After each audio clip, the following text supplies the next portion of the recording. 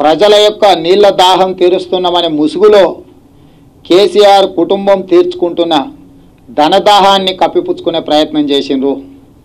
మిగులు రాష్ట్రంగా ఏర్పడ్డ తెలంగాణ రాష్ట్రం 4.5 సంవత్సరాలు కల్వకుంట్ల చంద్రశేఖరరావు గారి నాయకత్వంలో పరిపాలన సాగించిన సందర్భంలో దివాలా రాష్ట్రంగా మారింది.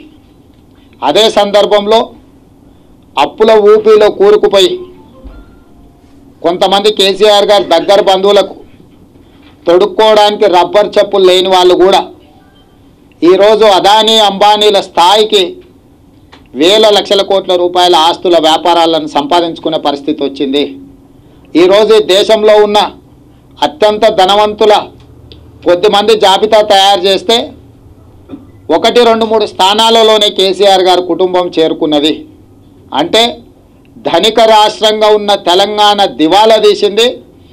దివాలా స్థాయి నుంచి అత్యంత ధనవంతుల జాబితాలో కేసీఆర్ గారి కుటుంబం చేరి అదానీ అంబానీలతో పోటీ పడే పరిస్థితి వచ్చిందంటే ఏ రకమైన పరిస్థితులు సాగునీటి ప్రాజెక్టుల నిర్మాణంలో జరుగుతున్నదో ఆలోచన చేయవలసిన అవసరం ఉన్నది. ఈ వివరాలతో కూడుకున్న అంశాలను మేము ప్రస్తావించడంతో మా పట్ల వ్యక్తిగతంగా దాడి చేయడమే కాకుండా ఆరోపణలు చేస్తున్నారు.